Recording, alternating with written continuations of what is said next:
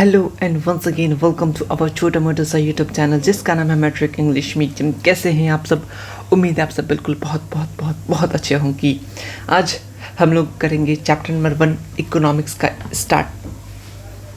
Videos आपको कम part में chapter complete करा दिया जाएगा।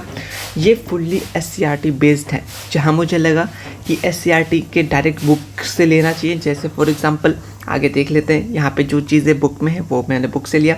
जहाँ मुझे लगा नहीं इसको इजी वे में लिया जा सकता है, उसको मैंने थोड़ा इजी वे में लिया है। बिल्कुल बहुत अच्छे तरीके से नोट्स है, जो इम्पोर्टेंट चीज़ें हैं सब कुछ इसमें एडिट है। अगर इसको तुम अच्छे से कर लेते हो तुम्हारा कहीं इससे बाहर क्वेश्चन नहीं जाने वाला है।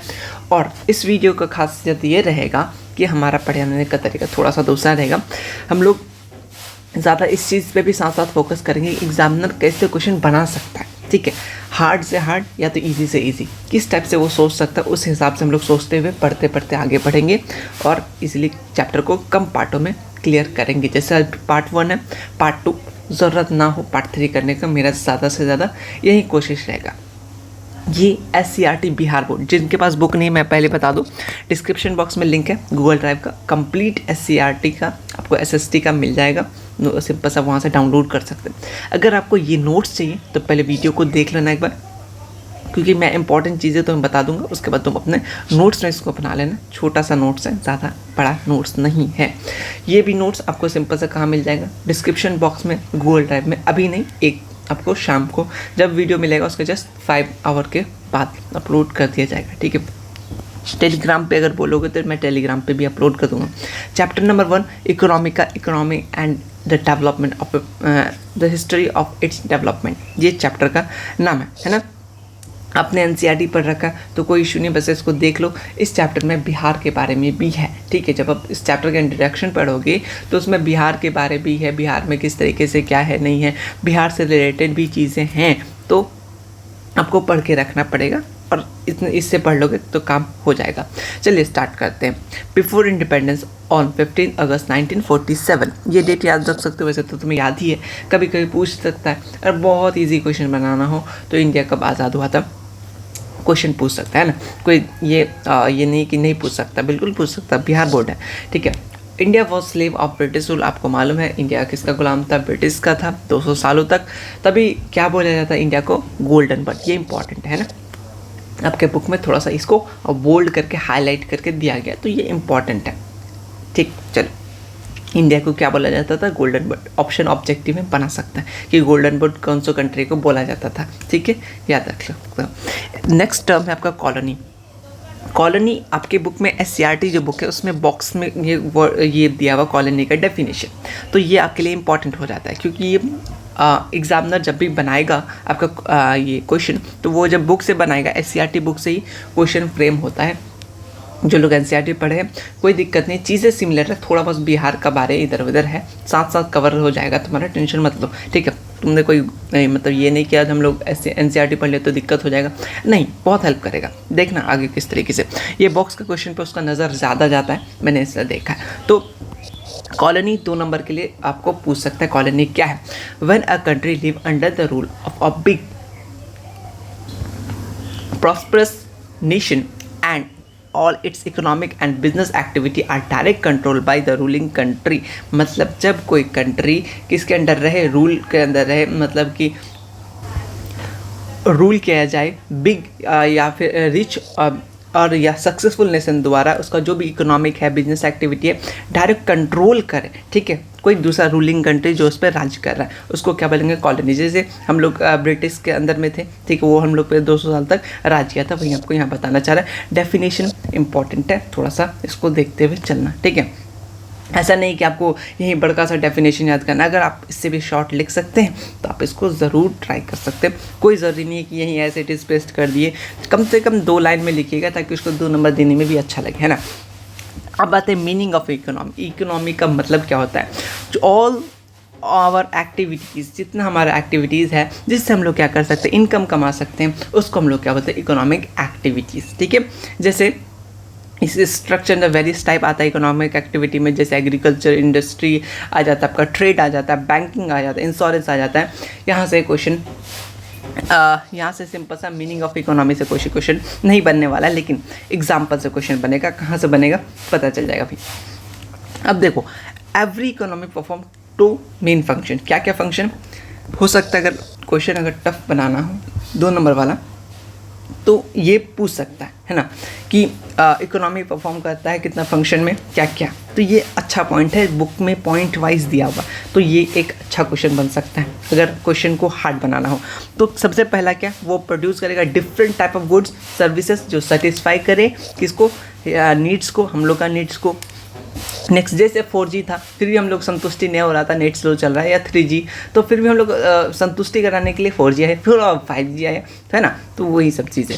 और सेकंड में क्या, सेकंड में क्या प्रोवाइड कर रहा है, एम्प्लॉयमेंट अपॉर्चुनिटी दे रहा है किसको, हम लोगों को, टू पीपल। तो ये 2 पॉइंट है। Every economy perform 2 main function, क्या क्या ये आपको दिख गया, ठीक है। आगे बढ़ेंगे। नेक्स्ट देखो, आपके बुक में ना को इकोनॉमिक्स सब कुछ बोले हैं, अपने अपने बात रखें, तो वो सब एग्ज़ाम में सब्जेक्टिव में नहीं आएगा, लेकिन ऑब्जेक्टिव में आएगा अगर क्वेश्चन को हार्ड बनाना हो, क्योंकि 1-2 स्टेटमेंट आ जाते हैं। तो सब कुछ कहाँ से क्वेश्चन बना दिया, आउट ऑफ सिलेबस बना दिया, नहीं, आउट ऑफ सिलेबस नहीं बना है। आपके बुक में ये जैसे ऑथर, यहाँ पे ऑथर लुइस जो है, ये इनका स्टेटमेंट क्या दे देगा, सिंपल से ये स्टेटमेंट दे देगा आपको, अब बोलेगा ये किसके अकॉर्डिंग है, किस इकोनॉमिक्स के अकॉर्डिंग है। तो जो बुक पढ़ा होगा वो तो आंसर बता देगा। तो इसी टाइप से आपको जो कुछ है स्टेटमेंट जो लोग दिए हुए, उनको आपको बस 1 बार 2 बार ध्यान रखना है, आपको समझ में आ जाएगा। ये जो है लुइस जो है, ये क्या किए हैं, ये किसको डिफाइन किए, इकोनॉमी को डिफाइन किए, ठीक है। इकोनॉमी को डिफाइन किया, economy means a nation whose entire practice is based on the satisfaction of human needs for which the resources are use. ये किसके अकॉर्डिंग है, लुइस के अकॉर्डिंग है। यानी इकोनॉमी मतलब क्या होता है, अर्थव्यवस्था।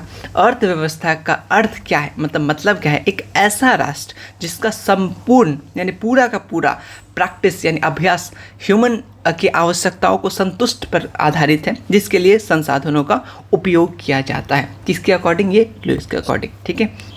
स्टेटमेंट दे देगा, बोलेगा भाई अब ये किसने बोला, आपको बताना है ऑब्जेक्टिव में, अगर क्वेश्चन को टफ बनाना हो, ठीक है। इस टाइप के क्वेश्चन आए हैं तो आपको थोड़ा सा ध्यान रखना होगा। ये आए नहीं है, लेकिन इस टाइप के क्वेश्चन आ चुके हैं दूसरे चैप्टर से, ठीक है। अब और एक आए, ठीक है। इन्होंने क्या बोला, according to Brown economy is a system of earning livelihood. ये क्वेश्चन आ सकता है क्योंकि ये कम है, ठीक है। और बिहार बोर्ड थोड़ा सा शॉर्ट क्वेश्चन बनाता है, उसको अच्छा लगता है, इजी क्वेश्चन बनाता है। इकोनॉमी क्या है, एक सिस्टम है अर्निंग लिवलीहुड का। या तो इसका एक अदर वर्ड में क्या बोला है, and the economy is organisation. Economy कैसा, अर्थव्यवस्था का एक ऑर्गेनाइजेशन है किसका, ऑफ इकोनॉमिक एक्टिविटी का, जिसके अंदर पीपल वर्क करते हैं, अर्न करते हैं और अपना ज़िंदगी जीते हैं, ठीक है। ये किसके अकॉर्डिंग था, ब्राउन के अकॉर्डिंग था, ठीक है। ये 2 याद रख सकते हो। स्ट्रक्चर ऑफ इकोनॉमी यहाँ से फिक्स है, 110% क्वेश्चन आएंगे। ऑब्जेक्टिव, अगर सब्जेक्टिव बनाने बोलो तो सब्जेक्टिव भी बन सकते हैं, लेकिन मैं बोलूँगा अभी यहाँ से 3 नंबर आपके फिक्स होंगे, 3 ऑब्जेक्टिव। अगर सब्जेक्टिव बनाना हो मेरे अकॉर्डिंग तो मैं बना दूंगा 2 नंबर के लिए, यानी टोटल अगर ओवरऑल लेकर चलकर इस स्ट्रक्चर ऑफ इकोनॉमी से आपका 5 नंबर का क्वेश्चन बन सकता है। कैसे करके देख लेते हैं। देखो, स्ट्रक्चर ऑफ इकोनॉमी, इसको डिवाइड किया है इनटू वेरियस प्रोडक्शन एरिया, ठीक है। जैसे आपका एग्रीकल्चर, इंडस्ट्री, बैंकिंग, इंश्योरेंस, इस तरीके से अलग अलग। लेकिन इकोनॉमी को डिवाइडेड किया गया है 3 डिफरेंट कैटेगरी में। First, primary sector, secondary sector, tertiary sector या फिर सर्विस सेक्टर, ठीक है। अब आगे आते हैं, यहाँ से ये चीज़ अपने दिमाग में लिख लो, कहीं भी लिख लो, बहुत इंपॉर्टेंट है। प्राइमरी सेक्टर में क्या होता है, आपको एग्जांपल याद करना है। प्राइमरी सेक्टर में कौन कौन सा सेक्टर आता है, एग्रीकल्चर आता है, एनिमल हस्बेंड्री आता है, फॉरेस्ट आता है, फिशरीज आता है। आपको दे देगा इसमें से which of the following example of primary sector, ये आपको दे देगा, या फिर इसको घुमा कैसे पूछ देगा, एग्रीकल्चर दे देगा, एग्रीकल्चर किसका एग्जांपल है, कौन सा सेक्टर का, प्राइमरी, सेकेंडरी, टर्शरी, या फिर नन ऑफ दीज, तो आपको प्राइमरी देना होगा। मतलब किधर से पूछ सकते हैं, या तो प्राइमरी देके एग्जाम्पल पूछ लेगा, या तो एग्जाम्पल देके आपको प्राइमरी सेकेंडरी के बारे में पूछ लेगा। तो याद रखना इंपॉर्टेंट है। सेकेंडरी सेक्टर जिसमें इंडस्ट्री आता है, कंस्ट्रक्शन आता है, गैस, इलेक्ट्रिसिटी इंपॉर्टेंट है ये सब, ठीक है, याद रख लेना डायरेक्ट। ये वाला लार्ज स्मॉल उतना इंपॉर्टेंट नहीं है, बट ये इंपॉर्टेंट है। टर्शरी सेक्टर में देखो बैंक आता है, ट्रांसपोर्ट आता है, कम्युनिकेशन आता है, बिजनेस आता है, अदर सर्विस, ठीक है। ये सब एग्जाम्पल बहुत याद रखना, बहुत अच्छा। देखो यहाँ से क्वेश्चन अगर अगर अगर उसको थोड़ा सा एकदम क्या बोलते हैं ट्रिकी बनाना हो ना, तो वो पहला जैसे प्राइमरी सेक्टर में है वो फिशरीज़ को देगा ऑप्शन में, क्योंकि देखो एग्रीकल्चर से रिलेटेड हम लोग सोच लेंगे, हाँ एग्रीकल्चर से रिलेटेड ठीक है, एनिमल हस्बेंड्री उससे रिलेटेड कर लेंगे, फॉरेस्ट से भी रिलेट कर लेंगे, लेकिन हम लोग का दिमाग अगर हम लोग नहीं पढ़े हैं तो फिशरीज़ की तरफ नहीं जाएगा। तो अगर मुझे थोड़ा सा हार्ड टाइप का क्वेश्चन बनाना हो, ट्रिकी बनाना हो, तो ऑप्शन में हम ये फिशरीज़ देंगे एग्जाम्पल प्राइमरी सेक्टर का, ताकि बच्चा कंफ्यूज हो जाए।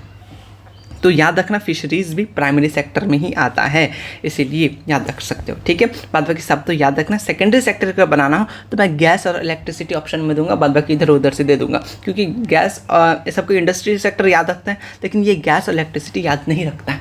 तो एग्जामिनर अगर खेलना चाहे तो ये ऑप्शन में देगा, ठीक है। चलो, और इसमें से अदर सर्विसेज तो कोई भी सभी दे दे, बैंक ट्रांसपोर्ट, ठीक है, लेकिन ये दो इंपॉर्टेंट है, इसको भी याद रख सकते हो, है ना। या फिर डायरेक्ट सिंपल क्वेश्चन बनाना हो तो एक ही क्वेश्चन देगा, एग्रीकल्चर तुमको ऑप्शन में रहेगा, और बिहार में ज़्यादातर आपको एग्रीकल्चर ही मिलेगा ऑप्शन में, ठीक है। या तो इंडस्ट्री मिल जाएगा सेकेंडरी में, या तो आपको बैंक ट्रांसपोर्ट वगैरह ट्रांसपोर्ट मिलेगा ज़्यादा से ज़्यादा ऑप्शन में। अगर इजी बनाना हो तो, अगर उसको थोड़ा सा चेंज करके बनाना हो तो ये फिशरीज़ लेगा, यहाँ से गैस इलेक्ट्रिसिटी लेगा, और यहाँ से क्या, यहाँ से आपका ज़्यादा से ज़्यादा बिजनेस या फिर बैंक ले सकता है। इसमें उतना खास नहीं बनेगा, ये दोनों इंपॉर्टेंट है। तीनों का एग्जाम्पल याद रख लेना, बहुत इंपॉर्टेंट है। आगे आते हैं, आगे यहाँ पे थोड़ा सा डिफाइन किया गया, यहाँ से भी एक नंबर का ऑब्जेक्टिव फिक्स है। जैसे primary sector also known as, किस नाम से जानते हैं, एग्रीकल्चरल सेक्टर, ठीक है, ये याद रख सकते हो। एग्जाम्पल यहाँ पे है, आप इसको याद रख सकते हो, ठीक है। सेकेंडरी सेक्टर को हम लोग इंडस्ट्रियल सेक्टर बोलते हैं, इंपॉर्टेंट है, सिंपल से दे देगा। इंडस्ट्रियल सेक्टर कौन सा सेक्टर को बोलते हैं, सेकेंडरी सेक्टर। चाहे इसको उठा के ये पूछ ले, चाहे ये दे के आपको ये पूछ ले, कुछ भी पूछ सकता है, तो तुम लोग रेडी हो जाओ, है ना। टर्शियरी सेक्टर को हम लोग सर्विस सेक्टर के नाम से भी जाना जाता है, ठीक है। जो भी ट्रांसपोर्ट वगैरह, बैंकिंग, इंश्योरेंस, सब कुछ आपको यहाँ पे दिया गया। एग्जाम्पल बहुत इंपॉर्टेंट है। आते हैं नेक्स्ट की तरफ। टाइप ऑफ इकोनॉमी की बात करें, यहाँ से आपको 3 क्वेश्चन या तो 2-2 नंबर में पूछ लेगा, या तो एक क्वेश्चन तो फिक्स है, बहुत फिक्स है ऑब्जेक्टिव, एक बहुत फेमस ऑब्जेक्टिव यहाँ से। सबसे पहले कैपिटलिस्ट इकोनॉमी का डेफिनेशन, सोशलिस्ट इकोनॉमी का डेफिनेशन, मिक्स्ड इकोनॉमी का डेफिनेशन सेम ही है, बस तुम इसमें थोड़ा सा चेंज कर दोगे तो इजीली तुमको अभी का भी याद हो जाएगा। देखो, कैपिटलिस्ट इकोनॉमी एक ऐसा इकोनॉमी है जिसका ऑनरशिप और जो ऑपरेटिंग होता है, मीन ऑफ प्रोडक्शन, वो प्राइवेट द्वारा किया जाता है, ठीक है, अपने पर्सनल बेनिफिट के लिए। वो अपना कैपिटलिस्ट इकोनॉमी हो गया। जैसे अमेरिका, ऑस्ट्रेलिया, जापान। अगर क्वेश्चन को थोड़ा सा हाई मतलब कि क्या बोलते हैं उसको हार्ड बनाना हो तो ये सब एग्जाम्पल याद रखना, ये सब देगा।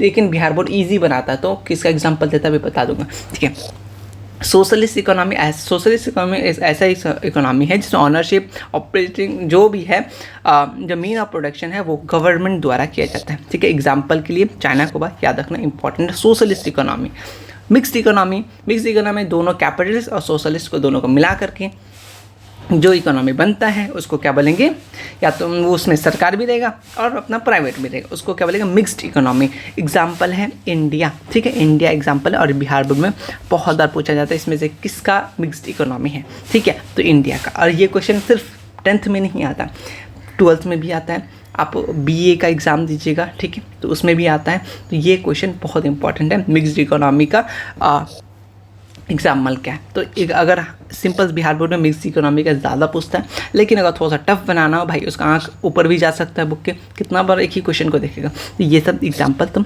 याद रखना इंपॉर्टेंट रहेगा, और इसका डेफिनेशन भी इंपॉर्टेंट रहेगा 2-2 नंबर के लिए। या तो अगर इसको थोड़ा सा अगर क्या बोलते हैं 5 नंबर बनाना तो सीधे बोलेगा टाइप ऑफ इकोनॉमी, उसको डिफाइन कीजिए, इस टाइप से क्वेश्चन बना सकता है। तो आपको उस हिसाब से भी चलना होगा, 5 नंबर में लेके भी आ सकता है, कोई दिक्कत नहीं है।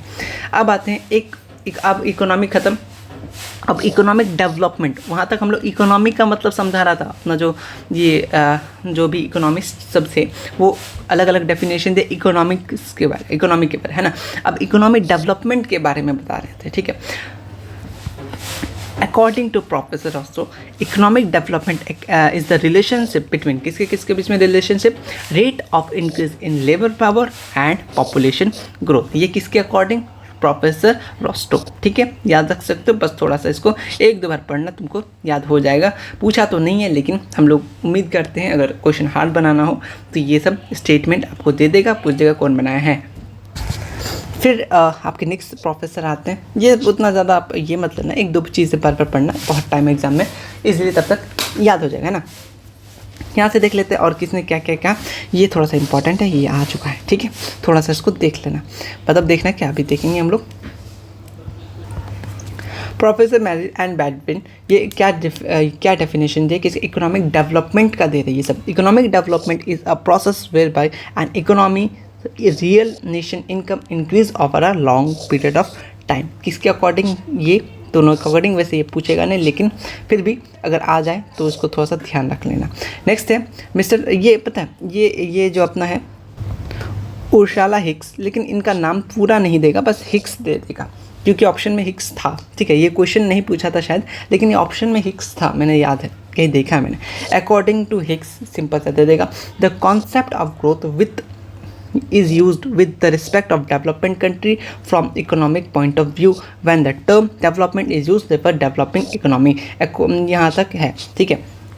उसके बाद आता है डॉक्टर बाइट सिंह क्या बोलना चाहा है, the word growth use for development country also. यहाँ से एक ऑब्जेक्टिव, ये सब जो ऑल ओवर मिला के पता है एक ऑब्जेक्टिव यहाँ से बनाता है कि जो कंट्री उसका इकोनॉमिक क्या होता है डेवलपमेंट हो रहा है उसको क्या बोलेंगे, इस टाइप का क्वेश्चन था। जो कंट्री ज़्यादा डेवलप होता है उसको क्या बोलेंगे, उसको डेवलप्ड कंट्री बोलेंगे। इस टाइप का ऑब्जेक्टिव यहाँ से बनता है, मैं करवा दूंगा जब ऑब्जेक्टिव चैप्टर कंप्लीट करने के बाद, ठीक है।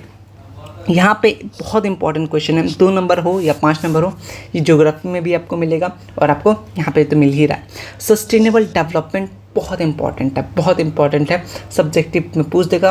Understand by, what do you understand by sustainable development, 5 number के लिए हो सकता है, 2 नंबर के लिए ये क्वेश्चन इंपॉर्टेंट है। सस्टेनेबल डेवलपमेंट ऐसा प्रोसेस होता है जिसमें फुलफिल करता है प्रेजेंट नीड्स इकोनॉमी या फिर पॉपुलेशन का without compromising with the abilities and the capabilities of the future generation. Simple सा है कि सस्टेनेबल डेवलपमेंट एक ऐसा प्रोसेस है जिसमें डेवलप करे फुलफिल प्रेजेंट नीड्स को, जो भी हम लोग का अभी का नीड्स है उसको फुलफिल करें, ठीक है, पूरा करें, लेकिन ऐसा नहीं कि हम लोग पूरा का पूरा ही यूज़ कर लें और आगे फ्यूचर जनरेशन के लिए ना रखें, ठीक है। ये है सस्टेनेबल डेवलपमेंट, ये याद रख सकते हो, बहुत इंपॉर्टेंट, रख सकते हो ना, रखना ही है। यहाँ से एक फेमस ऑब्जेक्टिव बनने वाला है, फेमस ऑब्जेक्टिव प्लानिंग कमीशन को लेकर के, ठीक है। प्लानिंग कमीशन सिंपल सा ये 5 साल का होता था, क्योंकि अब नहीं होता, अब नीति आयोग आ गया उसकी जगह में, ठीक है। अगर करंट में अगर कुछ चीज़ें थोड़ा सा उसको टफ बनाना हो तो ये बता सकता है कि प्लानिंग कमीशन तो ख़त्म हो गया, उसके जगह में अब कौन सा कमीशन है, तो नीति आयोग आया है, ठीक है, ये याद रख सकते हो। लेकिन पूछना तो नहीं चाहिए, लेकिन फिर भी क्योंकि आप देखे होंगे 2-3 को थोड़ा सा जीके टाइप का, 2-3 को मतलब उससे रिलेटेड पूछता है, ऐसा नहीं कि बाहर से पूछ देता है, बुक से रिलेटेड ही पूछता है। तो प्लानिंग कमीशन को हटा करके अब आया है नीति आयोग, याद रख सकते हो, ठीक है, सुन के याद रख सकते हो। प्लानिंग कमीशन कब बना था, ये बहुत फेवरेट सा क्वेश्चन है, 15 मार्च 1950, बहुत इंपॉर्टेंट है। नेक्स्ट है कि ये जो इनके जो प्राइम मिनिस्टर होते हैं कंट्री का, वो प्रेसिडेंट होते हैं इस कमीशन का, यानी प्लानिंग कमीशन का जो ये प्रेसिडेंट होता है वो कौन होता है, प्राइम मिनिस्टर। तो फर्स्ट प्राइम मिनिस्टर कौन था प्लानिंग कमीशन का, पंडित जवाहरलाल नेहरू। इंपॉर्टेंट क्वेश्चन बन सकता है, ठीक है। अच्छा अभी कौन होंगे, बताओ, बिल्कुल गलत, क्योंकि अभी तो प्लानिंग कमीशन रहा ही नहीं, तो प्राइम मिनिस्टर तो अभी है, लेकिन वो तो अभी ये अब नीति आयोग बन गया है ना, ठीक है। तो ये अभी ये पूछे, अभी तो पूछेगा नहीं, सिंपल सा नीति आयोग दे सकता ऑप्शन में, लेकिन आपको उतना तो नहीं पूछेगा। लेकिन प्लानिंग कमीशन कब बना था इंपॉर्टेंट है, फर्स्ट वाला पूछ सकता है, बुक में है, ठीक है। अब प्लानिंग कमीशन के अकॉर्डिंग क्या है, इकोनॉमिक प्लानिंग मीन्स करता है क्या, utilisation of the country resources into different development activity according to nation priorities. Planning commission के अकॉर्डिंग क्या है, इकोनॉमिक प्लानिंग का मतलब ये होता है utilisation of country resource in different way, utilise करते हैं कंट्री में रिसोर्स डिफरेंट तरीके में, डिफरेंट डेवलपमेंट एक्टिविटी के लिए, जैसे जैसे ज़रूरत पड़ता है नेशन को, ठीक है। मीनिंग ऑफ इकोनॉमिक प्लानिंग, अच्छा देखो मैं तुम्हें कुछ बताता हूँ यहाँ पे ना, एक अच्छा क्वेश्चन बन सकता है 5 नंबर के लिए। या तो सिंपल सा आप क्या समझते हैं इकोनॉमिक प्लानिंग से, ये क्वेश्चन पूछ सकता है, या फिर थोड़ा सा आपको एक क्वेश्चन यहाँ से मुझे लगता है ऐसा फ्रेम कर सकते हैं कि डिफरेंस बताओ इकोनॉमिक आपका प्लानिंग का और इकोनॉमिक डेवलपमेंट का। Right the difference between economic planning and economic development, तो इकोनॉमिक डेवलपमेंट ऊपर पढ़ा और इकोनॉमिक प्लानिंग अभी पढ़ा। इसको बस अलग अलग इस तरीके से यहाँ पे इकोनॉमिक डेवलपमेंट लिख दीजिएगा, इकोनॉमिक प्लानिंग लिख लीजिएगा। प्लान क्यों? क्योंकि उसको प्लान करें किस तरीके से हमको करना है काम, किस तरीके से कहाँ कहाँ किस तरीके प्लान के वे में चलेंगे, है ना। और इकोनॉमिक डेवलपमेंट, उसमें दोनों में डिफरेंस पूछ सकता है, इंपॉर्टेंट 5 नंबर के लिए, है ना। मीनिंग ऑफ इकोनॉमिक प्लानिंग के बात करें, जो भी रिसोर्सेस है कंट्री में डिफरेंट डेवलपमेंट एक्टिविटी के लिए अकॉर्डिंग टू वही चीज़ यहाँ पे दिया हुआ, प्रायोरिटीज़ ऑफ नेशन, ठीक है। ये इकोनॉमिक प्लानिंग का डेफिनेशन है, थोड़ा सा इसको ध्यान रखना 5 नंबर के लिए या तो 2 नंबर के लिए। आप क्या समझते हैं इकोनॉमिक प्लानिंग के लिए? जो भी यूज़ है रिसोर्सेज का कंट्री में अलग अलग डेवलपमेंट एक्टिविटी के लिए, किसके अकॉर्डिंग, किसके नेशन के अकॉर्डिंग, ठीक है। ऐसा नहीं कि हम लोग कि अभी बहुत सारी चीज़ें यहाँ पे नहीं है तो इकट्ठे सब कुछ दे दिए, ठीक है। जितना ज़रूरी है उतना ही हम लोग देंगे, है ना, क्यों ख़त्म करेंगे फालतू का। नेक्स्ट आते हैं यहाँ से प्लानिंग कमीशन, आपको पता चल गया 15 मार्च 1950, ये याद रख सकते हैं। प्रेसिडेंट कौन होता है? इसका प्राइम मिनिस्टर होता है। ये आपको वही चीज़ ऑलरेडी दिया हुआ है, यहाँ से क्वेश्चन बनता है। 5 ईयर प्लान की बात करें, यहाँ से क्वेश्चन सिंपल सा पूछ सकता है, फर्स्ट 5 ईयर प्लान कब से कब तक बना था? तो 1951 से लेकर 1956 तक। सेकेंड 5 ईयर प्लान इम्पॉर्टेंट है, याद रख सकते हैं, याद रखना है, 1956 से 1961। 7th 5 ईयर प्लान की बात करें तो 1985 से 1990 तक। 10th 5 ईयर प्लान की बात करें 2002 से लेकर 2007। 11th 5 ईयर प्लान की बात करें 2007 से 2012 तक। ये सब इंपॉर्टेंट है, डायरेक्ट पूछ देगा कि फर्स्ट 5 ईयर प्लान कब से कब तक चला, सेकंड 5 ईयर प्लान कब से कब तक चला, थर्ड कब तक चला। थर्ड तो यहाँ पे नहीं है, बुक में जितना है उतना इंपॉर्टेंट है। अगर आपको चाहिए first, second, third, fourth, fifth, six तो कमेंट कर देना, मैं तुम्हें टेलीग्राम पे वो चीज़ अपलोड कर दूंगा। लेकिन इतना ही पूछना, ज़्यादा ऑप्शन ज़्यादा से ज़्यादा फर्स्ट सेकंड का ही देखा है, तो ये चीज़ तुम एक बार ख्याल में रख लेना। ये सब क्वेश्चन मतलब यहाँ से क्वेश्चन बन सकते हैं। एक क्वेश्चन यहाँ से नेशनल डेवलपमेंट काउंसिल NDC, या तो फुल फॉर्म पूछ लेगा, NDC का फुल फॉर्म बताओ यार, तो तुम क्या बोलोगे? National development council. या फिर क्या बना सकता है, कब बना था? तो 6 अगस्त 1952 इंडिया में। ये किस लिए बना था? ये coordinate relation and cooperative between state government and planning commission के बीच के लिए बना था, ठीक है। इसमें सभी chief minister of the state का वो मेंबर होते हैं नेशनल डेवलपमेंट काउंसिल का, ताकि वो बैठ के प्लान कर सके, हाँ मेरे स्टेट में ये चीज़ कमी है, किस तरीके से हर एक अपना मिनिस्टर आता है और बताता है। तो इसीलिए नेशनल डेवलपमेंट काउंसिल स्टेबलाइज किया गया। इंपॉर्टेंट ये है कि आपको सिंपल से याद रखना है इसका फुल फॉर्म कब बना है, बस ये ज़्यादा इंपॉर्टेंट है। नेक्स्ट चलेंगे आगे, बिल्कुल यहाँ से कुछ चीज़ें आपको थोड़ा बहुत ध्यान देना है। देखो ये चीज़ें वैसे मॉनेटरी सिस्टम, बार्टर सिस्टम, ये नेक्स्ट आपका money and economy, money and जो क्रेडिट है उस चैप्टर में अच्छे से एकदम डिटेल में पढ़ेंगे, लेकिन यहाँ पे आपके बुक में है तो हम लोगों को ज़रूरी है पढ़ना। बार्टर सिस्टम में सिंपल समझ जाओ, सामान का एक्सचेंज करना। जैसे फॉर एग्जांपल अगर आप विलेज साइड से हो तो आपको ये बहुत इजीली समझ आएगा, या फिर नहीं भी हो तो फिर भी समझ आएगा। एक सामान के बदले दूसरे सामान लेना। फॉर एग्जांपल जैसे गर्मियों के दिन अभी जैसे गांव में जाओगे तो क्या होता है, जो भी फसल का टाइम होता है तो अक्सर आइसक्रीम वाले आते हैं। तो क्या करते थे, मैं भी ऐसा क्या हूँ कि हम लोग क्या देखते हैं, जैसे या तो फिर चावल हो गया या फिर गेहूँ हो गया, गेहूँ तो नहीं मकई, ठीक है, वो दिया जाता था आइसक्रीम वाला को, उसके बदले आइसक्रीम मिलता था। तो यहाँ क्या हो रहा है, सामान का एक्सचेंज हो रहा है ना। तो इसी को क्या बोलते हैं, barter system. Barter system simple सा सामान का एक्सचेंज, ठीक है। आपको कोई चीज़ पसंद आए, ठीक है, आप उसको आप लीजिए कोई सामान, है ना, तो उसके बदले वो आपको कुछ देना होगा ये। लेकिन एक नुकसान था, मतलब आपको कोई आपका चीज़ है आपको नहीं देना है लेकिन आपको वो भी चाहिए, तो ये दिक्कत कर जाता था। उसके लिए क्या है आपका मनी, मॉनेटरी सिस्टम। MON से मनी आपको समझ में आ जाएगा, यानी मनी का एक्सचेंज हो रहा है, exchange of goods service term of money के टर्म पे। बैंकिंग सिस्टम जो किसके थ्रू है, बैंक चेक के थ्रू से। ये सब ऑलरेडी आप मनी एंड क्रेडिट में ऑलरेडी हर एक चीज़ अच्छे से पढ़ेंगे, या बस थोड़ा बहुत देख लो। Core banking system, under the core banking system use करते हैं one individual one individual money transfer another individual another place से, ये कोर बैंकिंग सिस्टम में। ATM का फुल फॉर्म इंपॉर्टेंट है, यहाँ पे नहीं दिया गया, लेकिन तुम लोग कमेंट बॉक्स में ज़रूर दोगे ATM का फुल फॉर्म। और हाँ, ये चैप्टर मैं एक वीडियो बनाऊंगा कि आपको अपना होमवर्क, क्योंकि देखो मैं कुछ दूंगा, अभी मैं आपको होमवर्क भी दूंगा, क्योंकि मैं भी चाह रहा कि आप लोग कितना सुन रहे हो बात, क्या क्या कर रहे हो, वो सब चीज़ें मैं अब ध्यान दूंगा। फॉर एग्जाम्पल जैसे मैं कुछ क्वेश्चन दूंगा, वो इंपॉर्टेंट क्वेश्चन होंगे लास्ट के टाइम पे। लास्ट में ऐसा होता है ना, हम लोग सोचते हैं कि लास्ट में जो जो सब्जेक्टिव कराएगा वो याद करेंगे लास्ट टाइम, लेकिन मैं अभी से छोटा छोटा चीज़ें देने लगूंगा ताकि एग्ज़ाम तक आते आते वो चीज़ ऑलरेडी याद हो जाए। नहीं भी याद हो तो मतलब कॉपी में रहे, बस कॉपी पलटे, ठीक है, वीडियो करना वेट करना हो, ऐसा चीज़ हम लोग करेंगे। टेस्ट वगैरह भी स्टार्ट हो जाएंगे अब से, ठीक है। मैं खुद अब आ गया हूँ ना, अब मैं करूँगा। ATM का क्या होता है फुल फॉर्म, कमेंट बॉक्स में ये चीज़ बताना प्लीज़, ठीक है।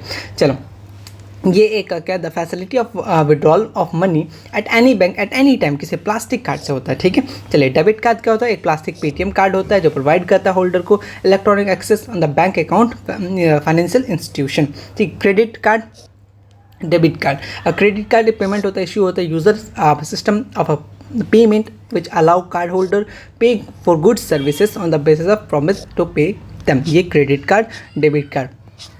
डेफिनेशन नहीं पूछने वाला तो टेंशन मत लो, ठीक है। यहाँ से कुछ कुछ एग्जांपल पूछेगा, प्लास्टिक कार्ड का एग्जांपल क्या क्या है, ये सब ऑलरेडी आप चैप्टर नंबर 2 मतलब चैप्टर नंबर 2 या 3 में पढ़ोगे, ठीक है। तो इतना दिमाग मत लगाना, ये सब में सिंपल सा अगर याद रखना हो तो एक ये बार्टर सिस्टम और डिमॉनिटरी सिस्टम, दो चीज डेफिनेशन याद रख सकते हो। वैसे आएगा ही, लेकिन यही दो पूछेगा, इसके बाद ये सब नहीं पूछेगा। अब आते हैं per capita income, most important topic है, most most most most most ये 2 नंबर के लिए आएगा, ठीक है। पर कैपिटा इनकम क्या होता है, मोस्ट प्रेफर्ड इंडेक्टर होता है, किसके इंडिकेटर होता है मेजर करने के लिए इकोनॉमिक डेवलपमेंट का, उसका पर कैपिटा इनकम होता है। पर कैपिटा इनकम क्या होता है, पर capita income is the average income of individual living in a country. National income को जब डिवाइड करते हैं by the total population of the country